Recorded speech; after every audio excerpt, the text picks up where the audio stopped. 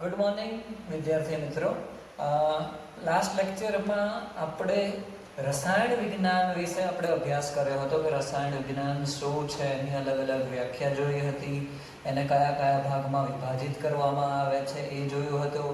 અને એ ઉપરાંત આપણે દ્રવ્ય અને એના પ્રકારો વિશે માહિતી મેળવી હતી. હું ફરી એક વખત તમને સમજાવી દઉં. દ્રવ્ય શું છે? તો દ્રવ્ય એટલે કે જે પણ કોઈ અવકાશમાં જગ્યા રોકે છે અને દળ ધરાવે છે અને અવકાશમાં જગ્યા રોકે છે, તેને આપણે દ્રવ્ય કહીશું.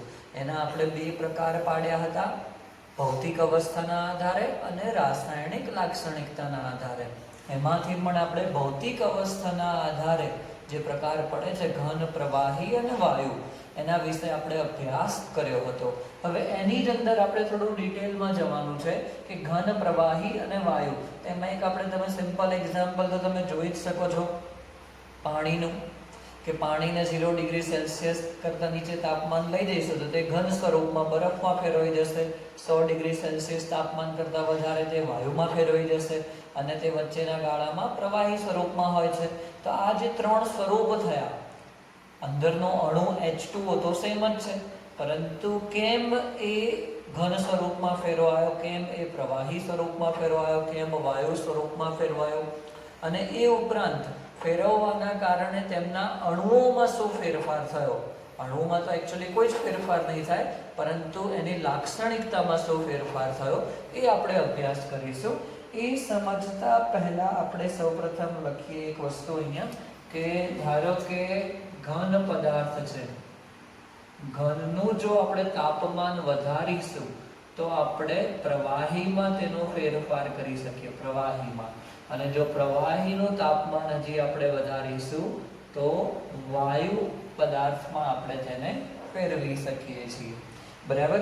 એ જ રીતે જો આપણે વાયુ તમને આપેલો હોય અને તાપમાન ઘટાડીશું તો શું થશે? તેનું પ્રવાહીમાં રૂપાંતરણ થશે. હજી જો તાપમાન ઘટાડીશું તો પ્રવાહીનું ઘનમાં રૂપાંતરણ થશે. તો હવે તાપમાન એક એવું પરિબળ થઈ ગયું કે જે ભૌતિક અવસ્થાના ફેરફાર માટે જવાબદાર છે. તો તાપમાનના કારણે એવું તો શું થાય છે કે ઘનમાંથી પ્રવાહી થયું, પ્રવાહીમાંથી વાયુ થયું, વાયુમાંથી પ્રવાહી, પ્રવાહીમાંથી ઘનમાં તમે રૂપાંતરણ કરી શકો છો. બરાબર. તો તાપમાન શું છે? બરાબર. તો તાપમાનની આપણે વ્યાખ્યા જોઈએ અહીંયા સૌપ્રથમ. હવે તમે એવું કહેશો તાપમાનની પણ કોઈ વ્યાખ્યા હોય? બરાબર. દરેક વસ્તુની વ્યાખ્યા હોય. તાપમાન એ એકચ્યુઅલી ઉષ્મા માપવા માટેનો એકમ છે. બરાબર. આપણે એવું કહી શકીએ કે ઉષ્મા માપન કરવા માટેના એકમને તાપમાન કહેવાય. બરાબર. ઉષ્મા માપન, ઉષ્માના માપન કરવા માટેના એકમને તાપમાન કહેવામાં આવે. એકચ્યુઅલી ઇંગ્લિશમાં જો કહેવું હોય તો મેઝરમેન્ટ ઓફ હીટ. હીટ એટલે કે ઉષ્મા. ઉષ્માના માપન કરવા માટેનો જે એકમ છે એને આપણે તાપમાન કહીએ છીએ. અલગ અલગ આપણે એને સેલ્સિયસ, કેલ્વિન અને ફેરનહીટમાં માપી શકીએ છીએ. બરાબર. એનો SI એકમ છે એ કેલ્વિન છે. પરંતુ આપણે અહીંયા વાત એ છે કે તાપમાનનો વધારો કરીશું, તાપમાનનો ઘટાડો કરીશું, બરાબર, તો ભૌતિક અવસ્થા બદલાય છે. ઓકે. હવે તમને ઉત્કલન બિંદુ શું છે, ગલન બિંદુ શું છે તમને ખબર જ હશે. બરાબર. તો પણ હું તમને કહી દઉં છું કે જે તાપમાને ઘન પદાર્થનું પ્રવાહી પદાર્થમાં રૂપાંતરણ થાય તે તાપમાનને તે પદાર્થનું ગલન બિંદુ કહેવામાં આવે. બરાબર. જો અહીંયા આપણે લખવું હોય કે ગલન બિંદુ એટલે શું? બરાબર. ઇંગ્લિશમાં એને આપણે કહીશું મેલ્ટિંગ પોઈન્ટ. મેલ્ટ થવું, પીગળવું, એને શોર્ટમાં m.p તરીકે પણ લખવામાં આવે છે. બરાબર, એકદમ સિમ્પલ ડેફિનેશન છે કે જે તાપમાને ઘન પદાર્થનું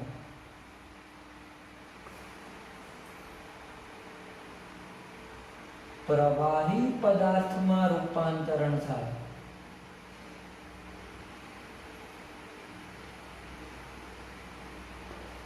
તે તાપમાનને તે પદાર્થનું ગલન બિંદુ કહેવાય. તેનો ગલન બિંદુ કહેવાય.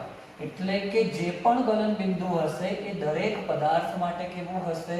જુદું જુદું હશે. એટલે મેં લખેલું છે કે જે તાપમાને ઘન પદાર્થનું પ્રવાહીમાં રૂપાંતરણ થાય તે તાપમાનને તે સ્પેસિફિક જે પદાર્થ હશે તેનું ગલન બિંદુ કહેવાય. ફોર એક્ઝામ્પલ આપણે એવું કહી શકીએ કે બરફ છે તો તમે આગળ ચેપ્ટરમાં ભણશો વધારે ડિટેલમાં કે 0 ડિગ્રી સેલ્સિયસ તાપમાને બરફ પીગળવાની શરૂઆત થાય અને એવું પણ કહી શકીએ કે 0 ડિગ્રી સેલ્સિયસ તાપમાને પાણીનું બરફ થવાનું પણ શરૂઆત થાય. આપણે વધારે ડિટેલમાં જોઈશું, પરંતુ એટલું યાદ રાખો કે જે તાપમાને ઘન પદાર્થનું પ્રવાહી પદાર્થમાં રૂપાંતરણ થાય અને તે તાપમાને તે પદાર્થનું ગલન બિંદુ કહેવાય. એ જ રીતે આપણે જોઈએ ઉત્કલન બિંદુ.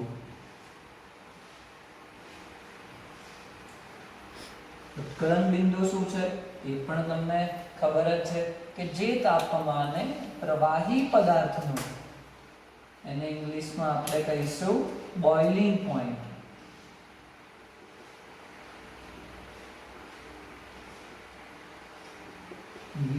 B.T બોઇલિંગ પોઈન્ટ કહેવામાં આવે છે. તો આપણે જોઈએ કે જે તાપમાને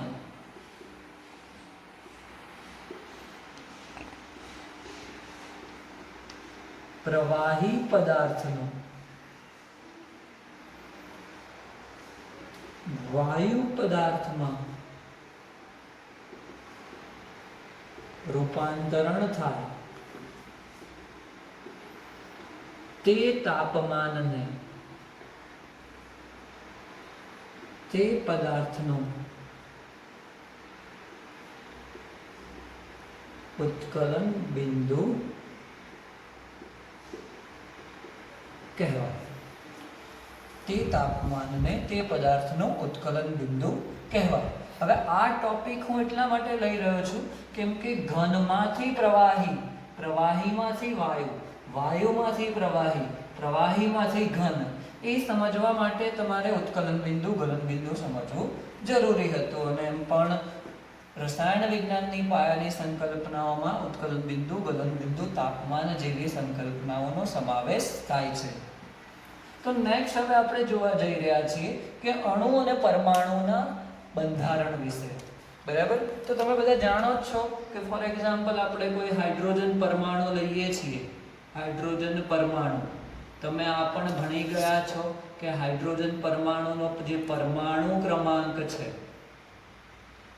પરમાણુ ક્રમાંક 1 છે.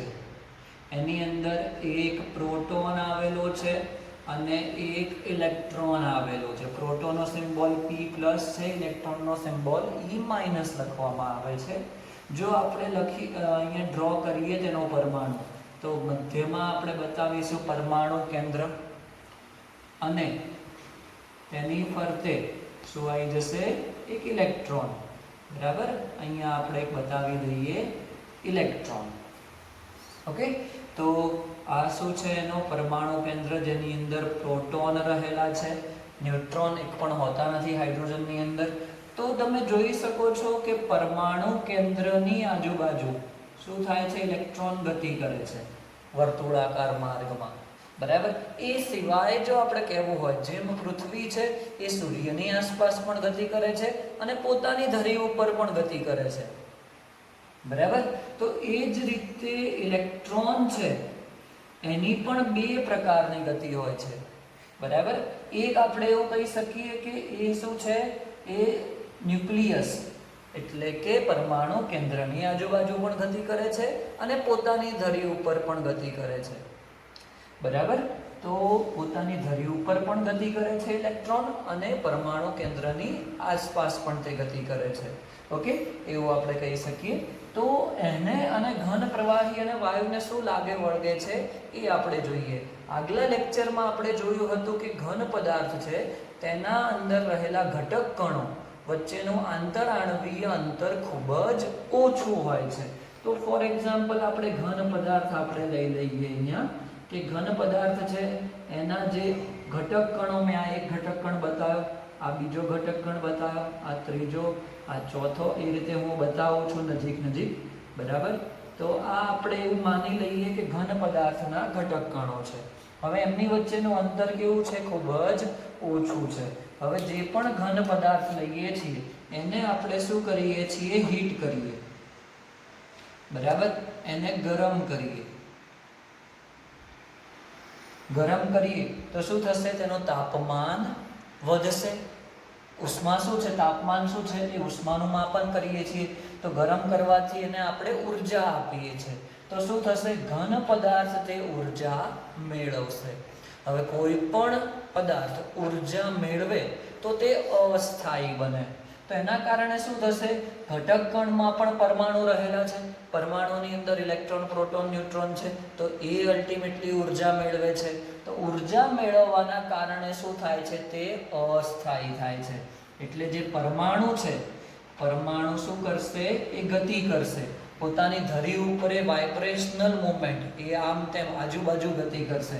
એટલે પરમાણુ એક વખત જમણી બાજુ જશે, એક વખત ડાબી બાજુ જશે, ફરીથી જમણી બાજુ જશે, ડાબી બાજુ જશે, એમ ગતિ કરશે. તો એના કારણે શું થશે? બધા ઘટક કણો એકબીજા સાથે અથડાવા લાગશે. ફોર એક્ઝામ્પલ જો બતાવવું હોય તો એવું માની લઈએ કે આ બંને ઘટક કણો છે કોના? ઘનના. બરાબર? તો હવે જ્યારે ઉર્જા આપીએ છીએ, જ્યારે નોર્મલ અવસ્થામાં તે આ રીતે ગોઠવાયેલા છે, પણ ઉર્જા આપવાથી તે અસ્થાયી થશે. અને અસ્થાયી થવાના કારણે તેમની મૂવમેન્ટ વધશે. મૂવમેન્ટ વધવાના કારણે શું થશે? તે એકબીજા સાથે અથડાવા લાગશે. હવે જો અથડાશે તો અસ્થાયી બનશે. અને વધુ સ્થાયી બનવા માટે શું કરશે? એ પોતાની જાતે અંતર વધારશે. શું કરશે? પહેલા અંતર આટલું હતું, ઉર્જા આપવાના કારણે, એટલે તાપમાન આપણે વધાર્યું તો તે અથડામણ અનુભવશે તેના ઘટક કણો, અને શું થશે? તે પોતાની જાતે અંતર વધારશે. એટલે ઉર્જા આપીશું એને તો શું થશે? અલ્ટિમેટલી એના જે ઘટક કણો વચ્ચેનું અંતર છે એ શું થશે? વધશે.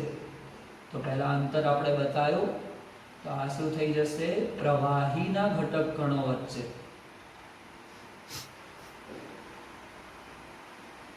બરાબર?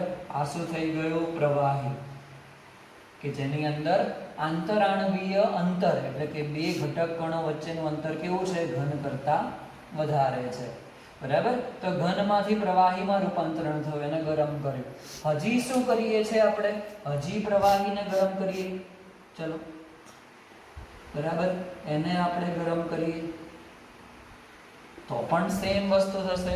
હવે ઓલરેડી પ્રવાહીના ઘટક કણો વચ્ચે ફોર એક્ઝામ્પલ આટલું અંતર છે, તે ઉર્જા મેળવશે. ઉર્જા મેળવશે એટલે ફરીથી અસ્થાયી થશે, અને અસ્થાયી થશે એટલે ફરીથી એમની મૂવમેન્ટ વધશે. એના કારણે શું થશે? તે અથડામણ અનુભવશે. આથી સ્થાયી થવા માટે અંતર શું કરશે? તે વધારશે. અંતર વધારશે તો શું થશે? તે વાયુમાં રૂપાંતરણ થશે. બરાબર? આપણે એવું કહી શકીએ કે પ્રવાહીમાં જે આપણે અંતર બતાવ્યું એના કરતાં પણ વાયુમાં શું હશે? અંતર વધારે હશે.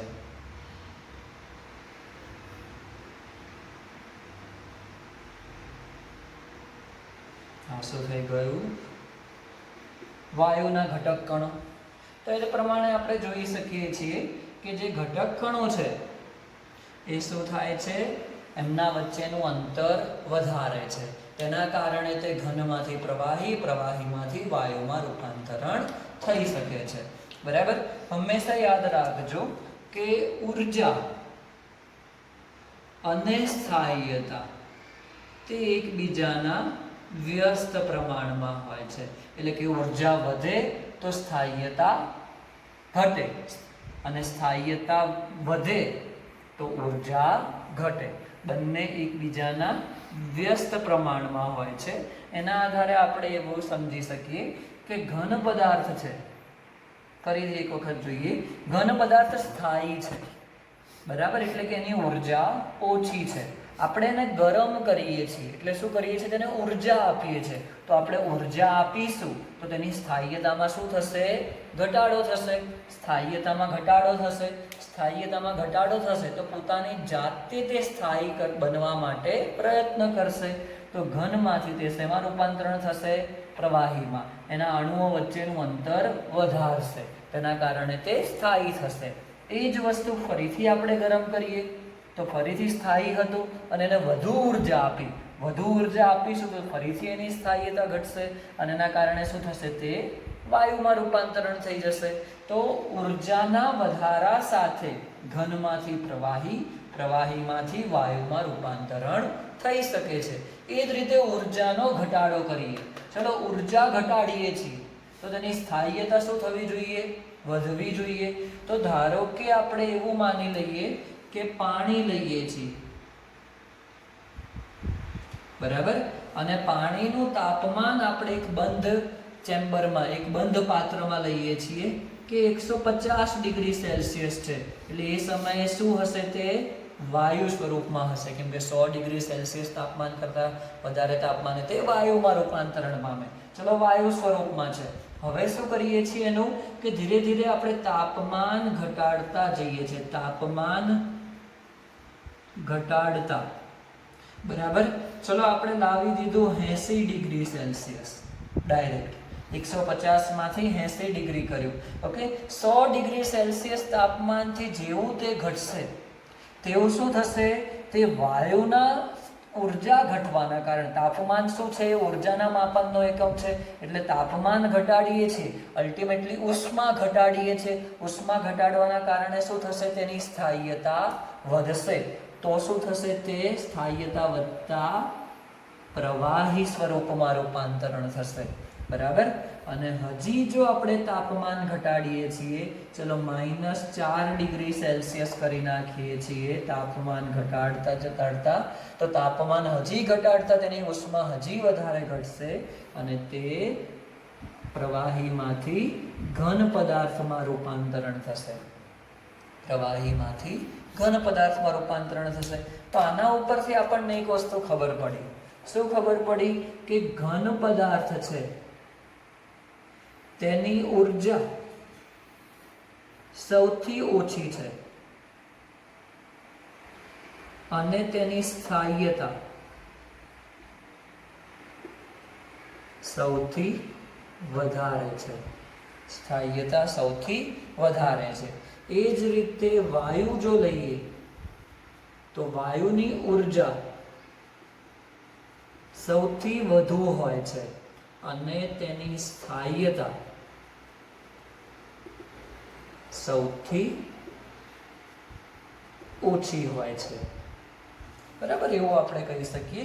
તો આ વાત થઈ કે ઘનમાંથી પ્રવાહી, પ્રવાહીમાંથી વાયુ, ફરીથી વાયુમાંથી આપણે પ્રવાહી બનાવી શકીએ, પ્રવાહીમાંથી ઘન બનાવી શકીએ, બરાબર. તો આજનો આપણો ટોપિક અહીંયા પૂરો થાય છે. તમારે મેઇન સમજવાની હતી વસ્તુ કે ઘન પદાર્થમાંથી વાયુ પદાર્થ કઈ રીતે રૂપાંતરણ થાય છે અને કેમ રૂપાંતરણ થાય છે, પ્રવાહીમાંથી વાયુ કઈ રીતે રૂપાંતરણ થાય છે, કેમ રૂપાંતરણ થાય છે, બરાબર. એના આધારે આપણે ઉત્કલન બિંદુ, ગલન બિંદુની વ્યાખ્યા જોઈ. નેક્સ્ટ લેક્ચરમાં હવે આપણે જોઈશું દ્રવ્યના પ્રકારો રાસાયણિક લાક્ષણિકતાના આધારે.